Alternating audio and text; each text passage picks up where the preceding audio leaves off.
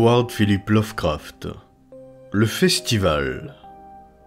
Les démons ont la capacité de susciter à la vue des hommes des choses qui n'existent pas, comme si elles étaient réelles. Lactance. J'étais loin de chez moi et le charme de la mer orientale m'envoûtait.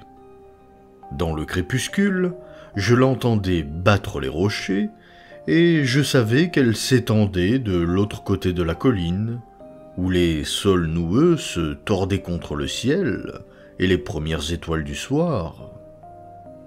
Parce que mes pères m'avaient appelé dans l'ancienne ville, je continuais ma route à travers la neige fraîche et profonde, route qui s'élevait solitaire vers l'endroit où Adalbaran clignotait parmi les arbres.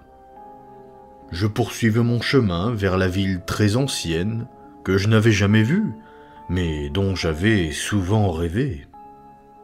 C'était l'époque de Yuletide, que les hommes appellent Noël, en sachant au fond de leur cœur que cette fête est plus ancienne que Bethléem et Babylone, plus ancienne que Memphis et que l'humanité. C'était Yuletide, et j'étais enfin arrivé devant l'ancienne ville du bord de mer que mes ancêtres avaient habitée et où ils avaient célébré le festival à l'époque où c'était interdit.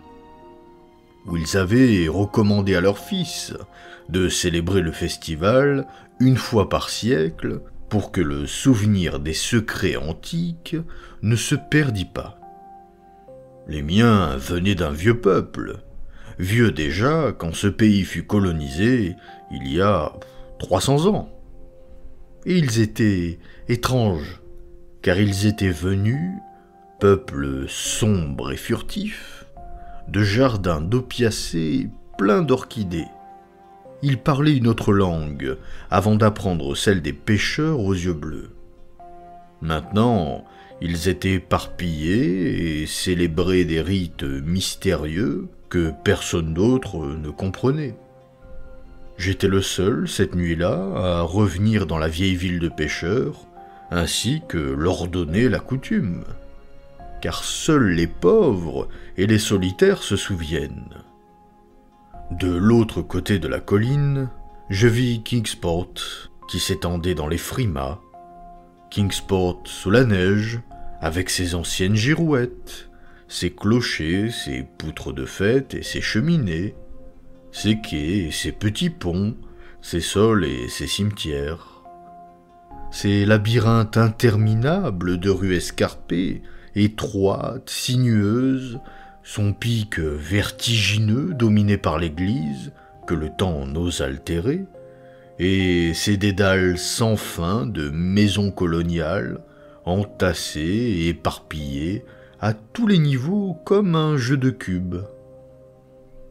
Le temps planait de ses ailes grises sur les pignons blancs de neige, les toits, les vasistas et les fenêtres à petits carreaux qui étaient comme des lueurs au fond du crépuscule glacé. Et la mer se jetait sur les quais pourris, la mer secrète, immémoriale, d'où le peuple était venu jadis. À côté de la route, au sommet de la colline, un autre sommet s'élevait, balayé par le vent, et je vis que c'était un cimetière où les pierres tombales se dressaient dans la neige comme les ongles décomposés d'un cadavre gigantesque.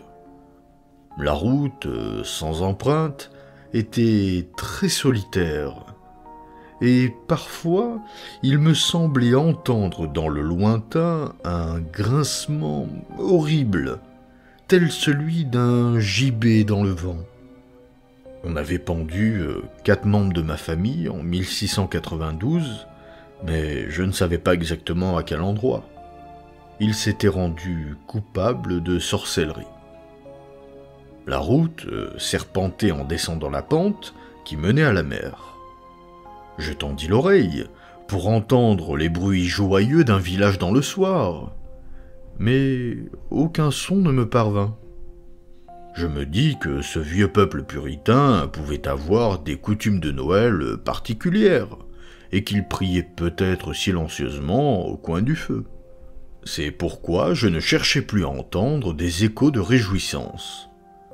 Je continuai mon chemin, dépassant les fermes aux lumières voilées, les murs de pierre, jusqu'à l'endroit où les enseignes des vieilles boutiques et des tavernes grinçaient dans la brise salée et où les marteaux des entrées à colonnes luisaient le long des ruelles désertes. J'avais vu des plans de la ville, et je savais où trouver la demeure de ma famille. On m'avait dit que l'on me reconnaîtrait et que l'on me souhaiterait la bienvenue, car la légende a la mémoire longue.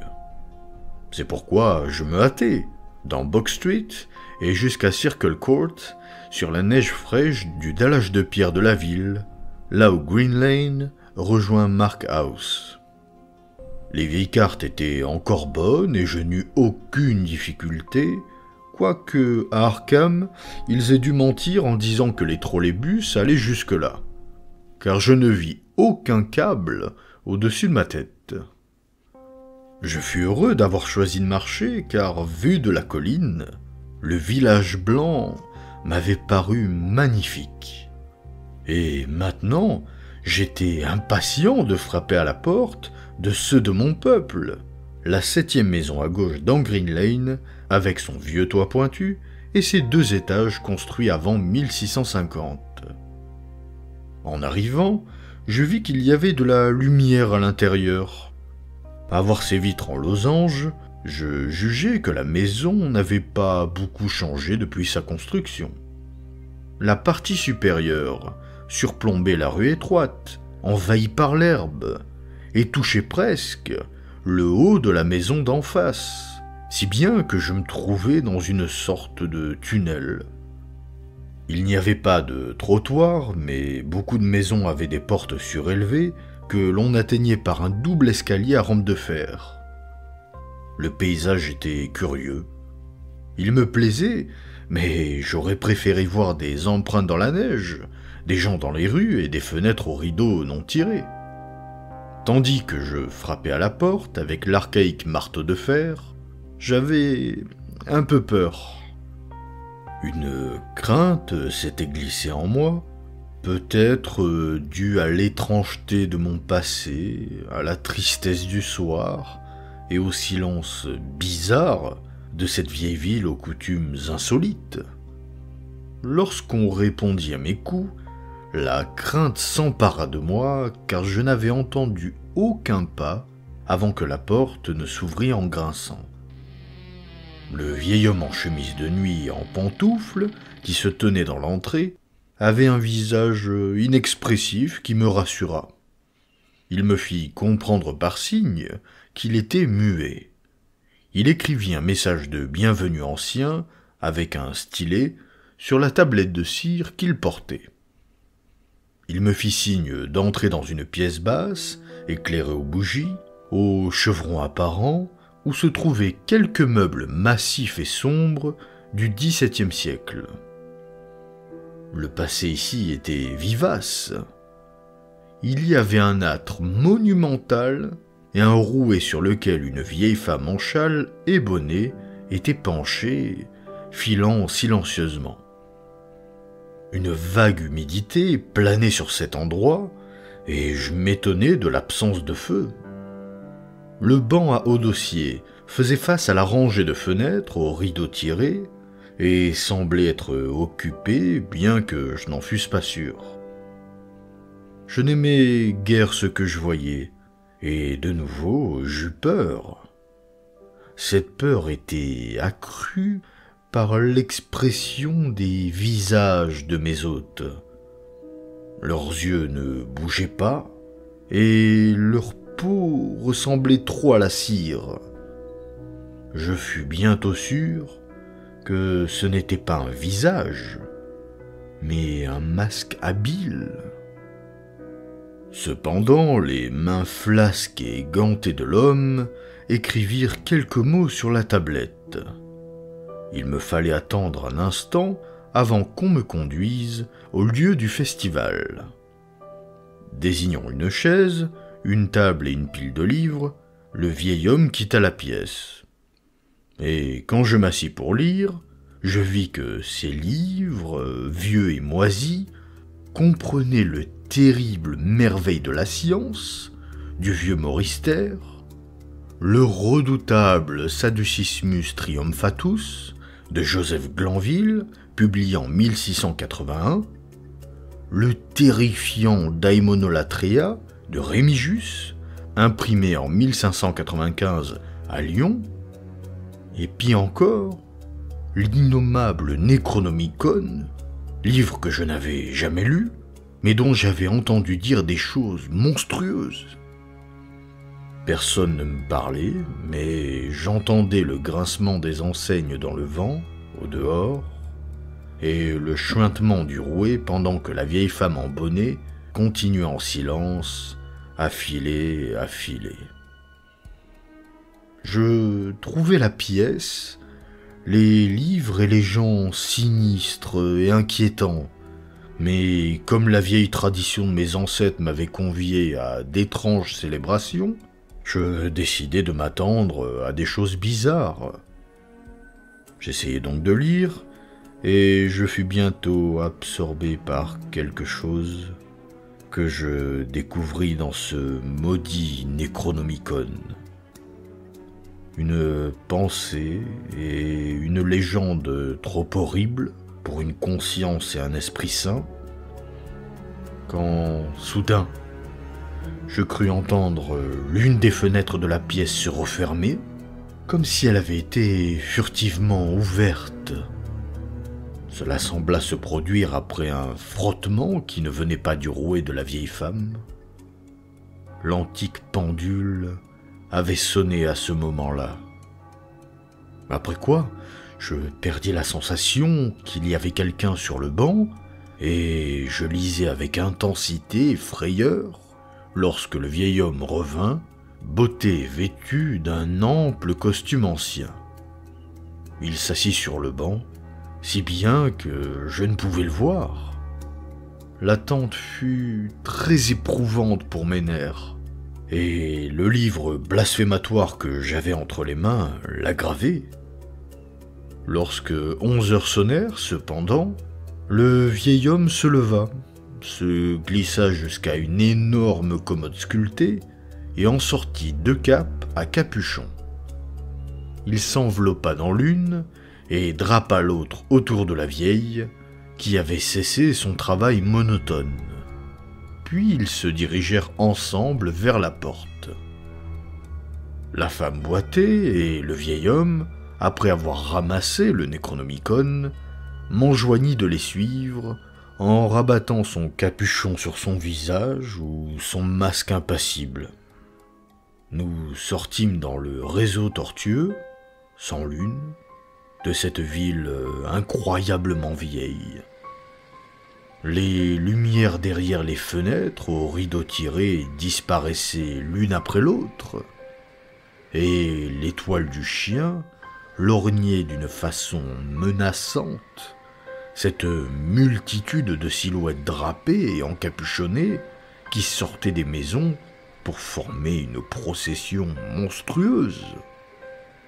Elle suivait les ruelles dangereuses où les maisons délabrées tombaient en ruine, l'une sur l'autre.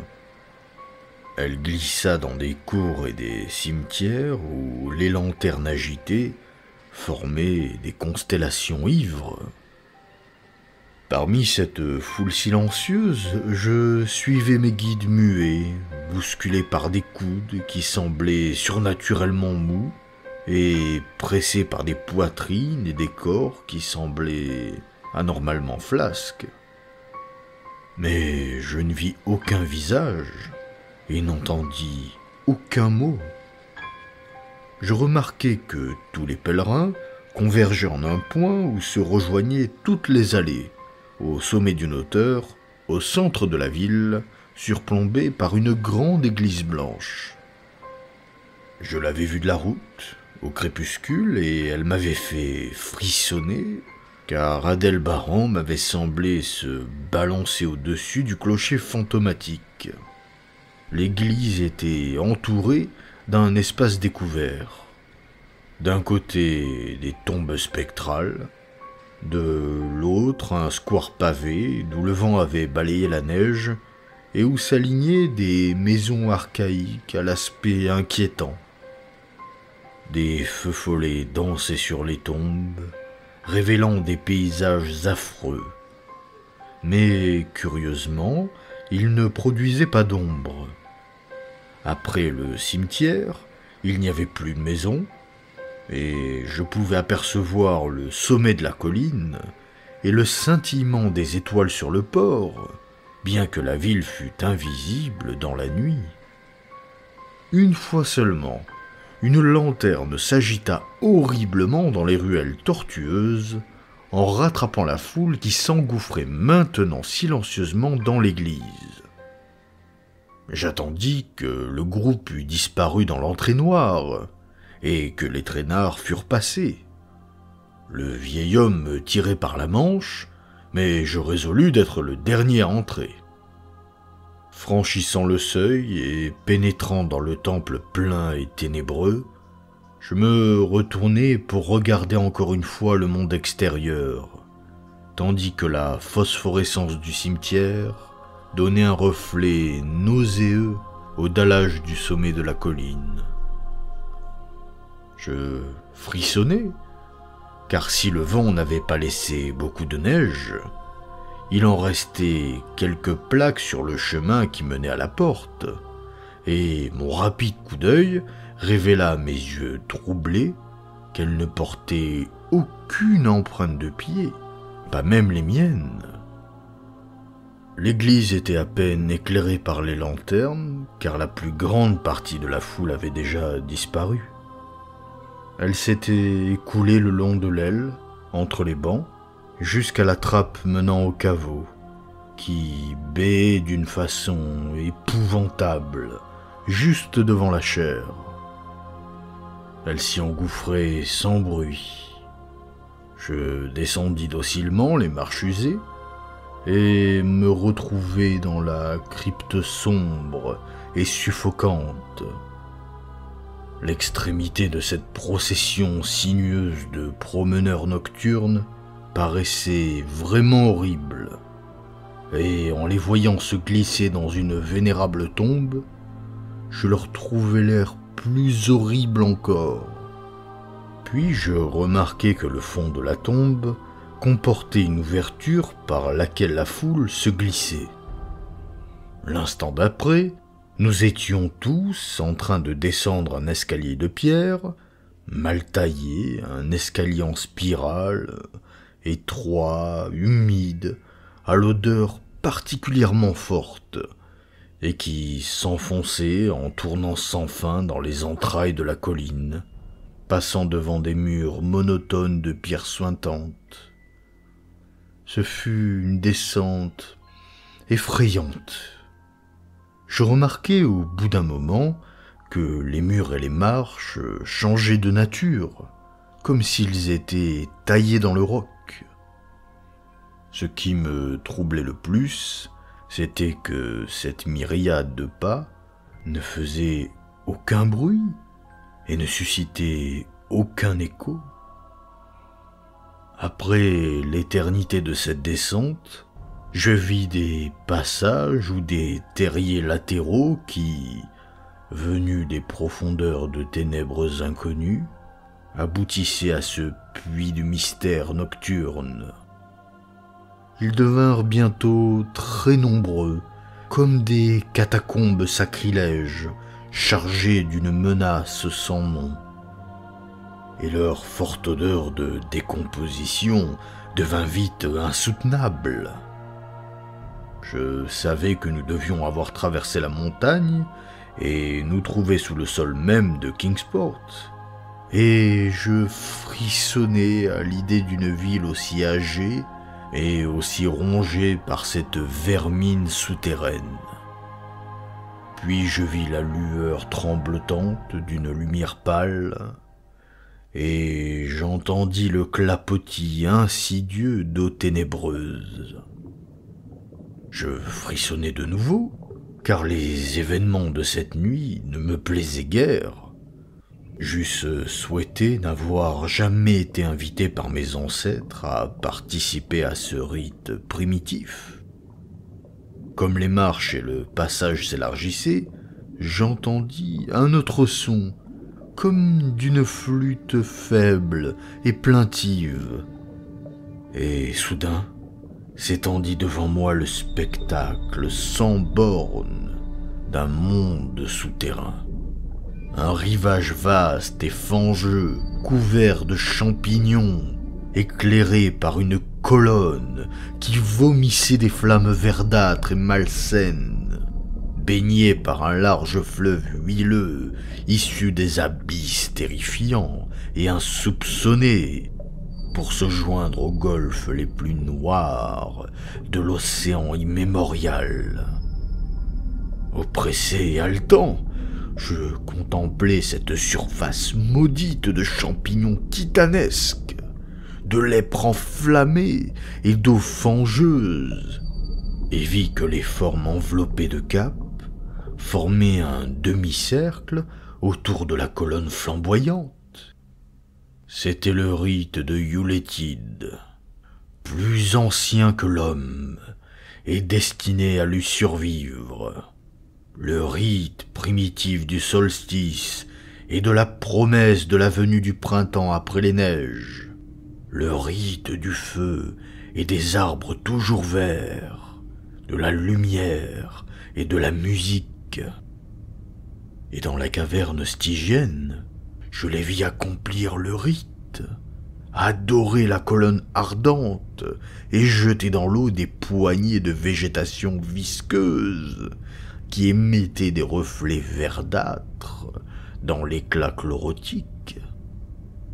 Je vis cela, et je vis quelque chose d'amorphe, accroupi à l'écart de la lumière, qui soufflait avec bruit dans une flûte, et tandis que la chose soufflait ainsi, il me sembla entendre des battements d'ailes étouffés dans l'obscurité fétide, où je ne pouvais rien distinguer.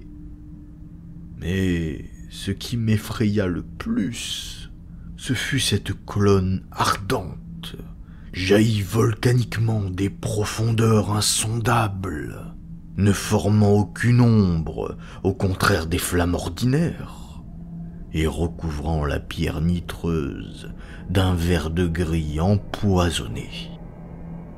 De cette combustion n'émanait aucune chaleur, mais bien la viscosité de la mort ou de la décomposition. L'homme qui m'avait amené se tortillait maintenant à côté de la flamme surnaturelle. Il fit des gestes cérémonieux à l'adresse du demi-cercle qui lui faisait face. À un certain moment, il se prosterna en adoration, tenant au-dessus de sa tête cet abominable Necronomicon qu'il avait apporté avec lui. Et je me prosternai également, car les écrits de mes ancêtres m'avaient ordonné de me rendre à ce cérémonial. Puis le vieil homme fit un signe au joueur de flûte, à demi visible dans l'ombre, qui changea sa faible musique en une mélodie à peine plus forte, dans un autre ton, provoquant, ce faisant, une horreur aussi inimaginable qu'inattendue. À cette vue, je m'écroulai presque sur le sol couvert de lichen, transpercé d'une épouvante qui n'était pas de ce monde et qui ne pouvait venir que des espaces insensés entre les étoiles. Venu des ténèbres inimaginables, d'au-delà de la lueur gangreneuse de la flamme, venu du fin fond du Tartare, que ce fleuve huileux traversait, arriva une horde de choses ailées, apprivoisées et hybrides, qu'un œil et un cerveau sain auraient peine à imaginer. Ce n'étaient ni complètement des corneilles, ni des taupes, ni des vautours, ni des fourmis, ni des vampires, ni des êtres humains en décomposition, mais quelque chose dont je ne peux ni ne dois me souvenir. Ils s'avançaient en boitant, moitié avec leurs pieds palmés, moitié avec leurs ailes membraneuses. Quand ils atteignirent la foule des officiants, les silhouettes encapuchonnées les enfourchèrent et s'éloignèrent une par une, le long de ce fleuve non éclairé, dans des gouffres et des galeries de panique, où des sources de poison alimentent d'épouvantables cataractes. La vieille femme était partie avec la foule, et le vieil homme n'était resté que parce que j'avais refusé de saisir un animal et de l'enfourcher comme les autres quand il me l'avait ordonné. Quand je me remis debout, je vis que le joueur de flûte amorphe avait disparu, mais que deux des monstres attendaient patiemment. Comme je refusais d'avancer, le vieil homme sortit son stylet et sa tablette et écrivit qu'il était le véritable envoyé de mes ancêtres qui avait fondé le culte de Yule en cet endroit ancien. Il avait décrété que je reviendrais et que les mystères les plus secrets devraient s'accomplir. Il écrivit tout cela en lettres anciennes, et comme j'hésitais encore, il tira de dessous son vêtement un sceau et une montre, tous deux aux armes de ma famille, pour prouver qui il était. Or, cette preuve était horrible, car je savais d'après de vieux documents que cette montre avait été enterrée avec l'un de mes aïeux en 1698. Le vieil homme retira alors son capuchon et me fit remarquer sa ressemblance avec ma famille. Mais je ne pus que frissonner, car j'étais sûr que ce visage n'était qu'un masque de cire diabolique. Les animaux étaient en train de gratter les lichens, et je vis que le vieil homme était presque aussi nerveux qu'eux. Quand l'une des choses se mit à se dandiner pour s'éloigner, il se tourna vivement pour l'arrêter, si vivement que ce mouvement déplaça le masque de cire de ce qui avait dû être sa tête. Et alors, comme cette chose de cauchemar me barrait le chemin de l'escalier de pierre par lequel j'étais descendu, je me jetai dans le fleuve huileux qui coulait en bouillonnant vers la mer.